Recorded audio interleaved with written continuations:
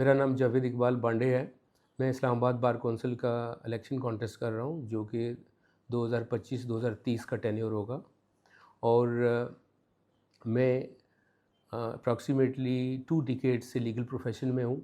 और मेरे areas of practice जो हैं वो सिविल प्रैक्टिस है और कमर्शियल प्रैक्टिस, और इसके अलावा मैं क्रिमिनल प्रैक्टिस भी है।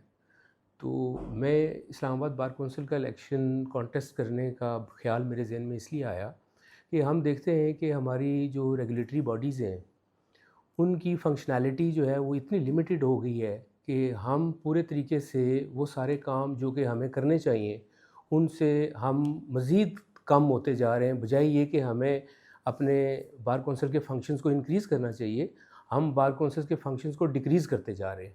और उसमें बहुत सारी ऐसी चीज़ें हैं जिस पे मैं समझता हूँ कि बार कौंसिल्स को बहुत फॉरवर्ड लुकिंग होना चाहिए और आगे बढ़ के काम करना चाहिए। फॉर एग्ज़ाम्पल, एक तो ये है कि जुडिशल रिफ़ॉर्म्स के हवाले से, कि मैंने प्रेज़ेंटली देखा है कि ऑल पाकिस्तान जो बार कौंसिल्स के जो फंक्शंस हैं, उसमें जुडिशल रिफ़ॉर्म्स में कोई इनपुट नहीं है। जो न्यू लेजिस्लेशन होती है, उसमें बार कौंसिल्स के पास अगरचे वो ड्राफ्ट्स आते हैं, लेकिन उसके ऊपर कोई फ़ीडबैक गवर्नमेंट को नहीं दिया जा सकता, क्योंकि मोस्टली जो बिल्स होते हैं वो ट्रेजरी बेंचेस से ही लॉन्च होते हैं।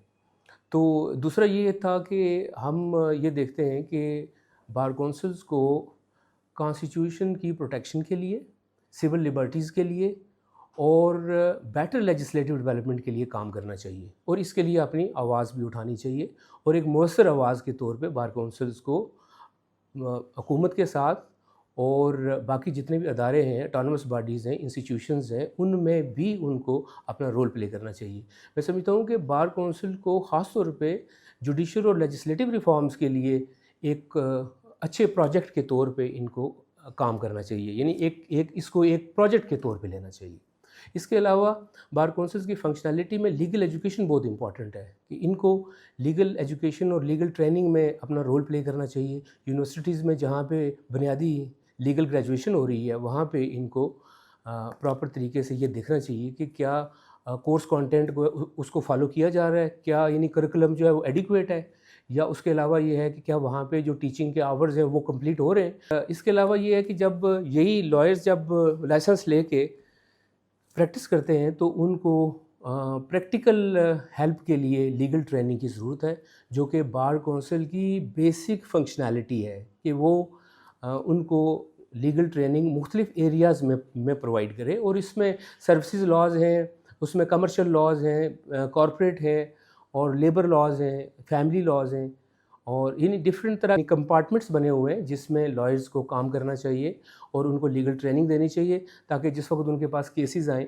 तो वो अपने केसेस को प्रॉपर तरीके से उसको कर सकें। तो अब इसके अलावा जो मैं समझता हूँ कि जिसकी ज़रूरत है कि बार काउंसिल्स को, वो ये है कि जो एथिकल स्टैंडर्ड्स हैं, उन एथिकल स्टैंडर्ड्स को एक अपहोल्ड करना, और उसके अलावा उनमें और बेहतरी लेकर आना, कि एथिकली जो है ना वो लॉयर्स को ज़्यादा रिस्पॉन्सिव होना चाहिए, और उनको अपने क्लाइंट कॉज के लिए काम करना चाहिए और जस्टिस सिस्टम के लिए काम करना चाहिए। इसके अलावा मैं समझता हूँ कि बार काउंसिल्स को चाहिए कि वो जुडिशल सिस्टम जो इनसाइड कोर्ट रूम वर्क है, जो कि एक हम जिस तरह कहते हैं कि डिस्ट्रिक्ट कोर्ट की वर्किंग है, या जो स्पेशल कोर्ट्स हैं, या इवन हाई कोर्ट की जो वर्किंग है, उसमें देखना चाहिए कि केस मैनेजमेंट प्रॉपर तरीके से होनी चाहिए। यानी केसेस की फिक्सेशन हो, उसके बाद केसेस में जब लॉयर्स अपेयर होते हैं और वो डिफरेंट स्टेजेस से वो केस गुजरता है, तो उसमें इतना ज़्यादा टाइम लग जाता है कि जब 6-7 साल के बाद उस केस का रिज़ल्ट निकलता है, तो उसके जो रिलीफ़ है उसकी एफिकेसी ख़त्म हो जाती है। तो एक ये बहुत इंपॉर्टेंट चीज़ है कि इसको जो है वो टाइमली केसेस को कंक्लूड होना चाहिए, और मैं समझता हूँ कि 2-3 या मैक्सिमम 4 साल का अरसा होना चाहिए जिसमें एक केस कंक्लूड हो जाए। और इस सिलसिले में सबसे ज़्यादा इंपॉर्टेंट चीज़ ये है कि बैकलॉग जो है वो इतना ज़्यादा हो चुका है कि उस बैकलॉग की वजह से केसेस जो है वो तअत्तुल का शिकार हो रहे हैं। मसलन आप देखें कि हर साल तकरीबन 2.38 मिलियन केसेस फाइल होते हैं पाकिस्तान में, और अप्रॉक्सीमेटली 2.23 मिलियन केसेस डिसाइड होते हैं। तो ये न्यू फाइलिंग और डिसीजन में जो गैप है, ये बहुत कम है। तो अगर बैकलॉग ख़त्म हो जाए, तो मैं समझता हूँ कि ये बड़ी आसानी के साथ जो है ना, हम केस का जो टाइम पीरियड है उसको हम रिड्यूस कर सकते हैं। और उसके अलावा जो है वो एक और इम्पॉर्टेंट चीज़ ये है कि जब हम केसों यानी केसेस को इसका टाइम रिड्यूस करेंगे, तो टाइम रिडक्शन से لوگ زیادہ لٹیگیشن کی طرف آئیں گے. آپ دیکھیں یو ایس کے اندر تقریباً 1 کروڑ سے زیادہ کیسز فائل ہوتے ہیں اور وہاں پہ 1.46 ملین لائرز ہیں، یعنی ہر 240 امریکنز کے اوپر ایک وکیل ہے، جبکہ پاکستان کے اندر یہ پوزیشن نہیں ہے. یہاں پہ ہر 1600 افراد کے اوپر ایک وکیل ہے. تو اس کا مطلب یہ ہے کہ یہاں پہ لوگ لٹیگیشن کو پریفر ہی نہیں کر رہے، اور اسی وجہ سے جو ہے ابھی بھی میں سمجھتا ہوں کہ پاکستان میں لائرز کی تعداد بہت کم ہے اور یہاں پہ لیگل اپارچونیٹیز بہت زیادہ ہیں. لہٰذا زیادہ سے زیادہ لوگوں کو اس پروفیشن کو آپٹ کرنا چاہیے، کیونکہ زیادہ لائرز اویلیبل ہوں گے تو لوگ تب لیگل ریکورس کی طرف آئیں گے. تب سب کو یہ احساس بھی یعنی بیدار ہوگا کہ ہمیں جوڈیشل سسٹم کی ورکنگ کو فاسٹ کرنا چاہیے. جب ہم کیسز کے بیک لاگ کی بات کرتے ہیں تو ہم اس بیک لاگ کو جو سب سے بہتر طریقہ ہے ختم کرنے کا وہ یہ ہے کہ جو ججز کی ایگزسٹنگ جو سینکشن اسٹرینتھ ہے اس کو کمپلیٹ کر لیا جائے. چونکہ یہ پنجاب میں، سندھ، بلوچستان، کے پی کے، ایون اسلام آباد میں بھی سینکشن اسٹرینتھ کے مطابق پورے ججز نہیں ہیں. اور اگر آپ نمبر آف کیسز دیکھیں تو ایون اسلام آباد میں ہر سال اپروکسیمیٹلی 2.5 لاکھ کیس ڈیسائیڈ ہوتا ہے. میرے خیال میں پچھلے سال کی جو فگر ہے وہ 2,26,000 کیسز ڈیسائیڈ ہوئے ہیں. تو یہ ایک بہت بڑی تعداد ہے.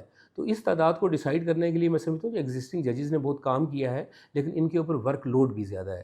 تو اس لیے یہاں بھی جو ہے نا ایک تو سینکشن اسٹرینتھ انکریز ہونی چاہیے اور وہ کمپلیٹ ہونی چاہیے، اس پہ یعنی ریکروٹمنٹ ہونی چاہیے تاکہ یہاں بھی کیسز کا بیک لاگ جو ہے اس کو ختم کیا جا سکے.